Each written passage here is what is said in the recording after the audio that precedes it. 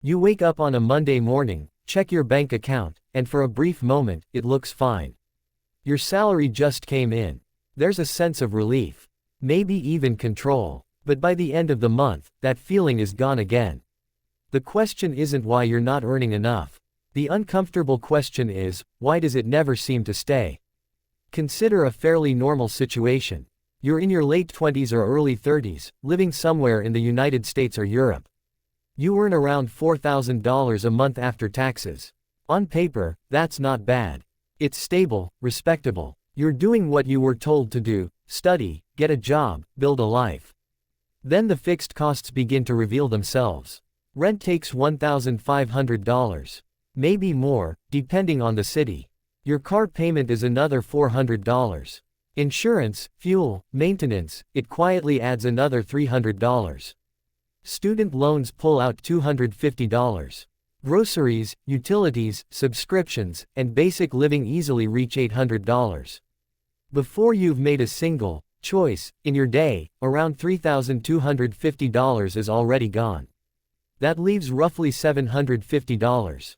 Now, this is where life actually happens. Social dinners, small upgrades, occasional travel, gifts, unexpected expenses. It doesn't feel like overspending.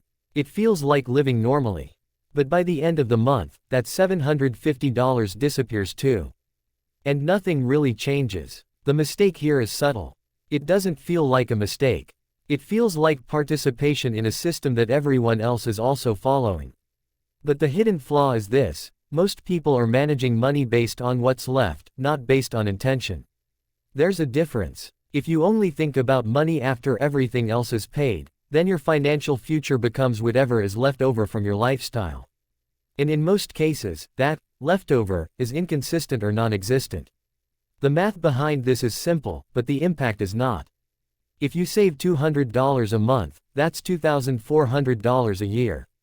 Over 10 years, that's $24,000, excluding any investment growth. It's not insignificant, but it's also not transformative. But if that same person had structured their finances to consistently keep $600 instead of $200, the numbers quietly triple. Over time, the gap becomes impossible to ignore. Not because of income, but because of behavior. The reason this happens is psychological. Humans don't naturally optimize for the future. We optimize for comfort and social alignment. If everyone around you lives a certain way, spends a certain way, upgrades their life at a certain pace, it becomes the default. You don't question it. You absorb it. The first habit that quietly changes everything is not about saving more. It's about deciding first. Financially aware people don't wait to see what's left at the end of the month. They decide, at the start, what portion of their income is not available for spending. It's not treated as optional. It's treated as already gone. What's left becomes the lifestyle. This sounds restrictive, but in reality, it creates clarity. Instead of constantly adjusting and reacting, there's a defined boundary. And over time, that boundary reshapes behavior. Now, there's another pattern that often goes unnoticed. As income increases, so do expenses, but not always out of necessity. A small raise turns into a slightly better apartment. A slightly better apartment justifies new furniture. A new job encourages a better car. Each step feels reasonable on its own. But collectively, it locks you into a higher cost structure. Let's say your income increases from $4,000 to $5,000 per month. Ideally, that extra $1,000 could significantly improve your financial position. But in many cases, expenses quietly rise to $4,700 or $4,800. So instead of gaining financial flexibility, you gain a more expensive version of the same situation. This is not a financial failure. It's a behavioral pattern called lifestyle inflation. And it's reinforced by environment, marketing, and social comparison.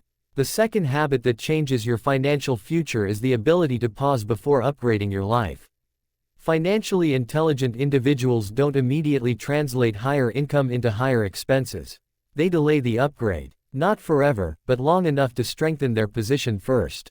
Because once a cost becomes part of your monthly life, removing it feels like a loss, even if it was never necessary. Now, consider something even more subtle. Most people think of debt as a single category. But not all debt behaves the same way. The real issue is not just the presence of debt, but how it interacts with time. A $5,000 credit card balance at high interest doesn't just cost $5,000. It can quietly grow if only minimum payments are made. What feels manageable month to month can expand into a long-term drag on your finances. If you're paying $150 a month toward that balance, a significant portion may go toward interest, not reducing the principal. This means your future income is already partially committed. The third habit is understanding the true cost of delayed payments. Financially aware people don't just look at the monthly payment. They look at the total cost over time. They mentally convert every debt into its full price, not its monthly illusion. Because monthly thinking hides long-term consequences. Now, let's shift to something that doesn't feel like a problem at all: small spending. Coffee, subscriptions, occasional convenience purchases. Individually, they seem harmless, even insignificant. But over time, they create a pattern of unconscious spending. If $10 is spent daily without much thought, that's $300 a month. Over a year, $3,600. Over 10 years, $36,000. This isn't about eliminating small pleasures. It's about awareness. The fourth habit is simply noticing where your money goes without intention. Financially intelligent individuals don't restrict every small expense. They just bring it into awareness. Because once something is visible, it becomes a choice instead of a habit. And choices can be adjusted. Finally, there's a deeper layer to all of this. Most people view money as something that arrives and leaves. Income comes in, expenses go out. The cycle repeats. There's no real sense of accumulation or direction. But financially aware individuals see money as a tool that can be stored, delayed, and redirected. They understand that money kept today has a different value than money spent today, not just emotionally, but mathematically. If money is invested or even just preserved, it creates options. Options reduce pressure, and reduced pressure allows for better decisions. The fifth habit is thinking of money in terms of future flexibility, not just present comfort. Because the real advantage of money is not what it buys today. It's what it allows you to avoid tomorrow. If these habits are ignored, the long-term outcome is not dramatic. It's gradual. Life continues, income may increase, but financial stress remains quietly present. There's always a dependency on the next paycheck. Always a calculation happening in the background. But if these habits are adopted, the change is also gradual, but in the opposite direction. Expenses become more intentional. Savings become consistent. Debt becomes controlled. And over time, the gap between income and obligation starts to widen. Not because of luck, not because of extreme effort, but because of small, repeated decisions. There's no sudden transformation here. No moment where everything changes overnight. Just a shift in how money is seen, handled, and prioritized. And that shift, over enough time, changes the outcome. If this made you think a little differently about how money works in your daily life, consider subscribing.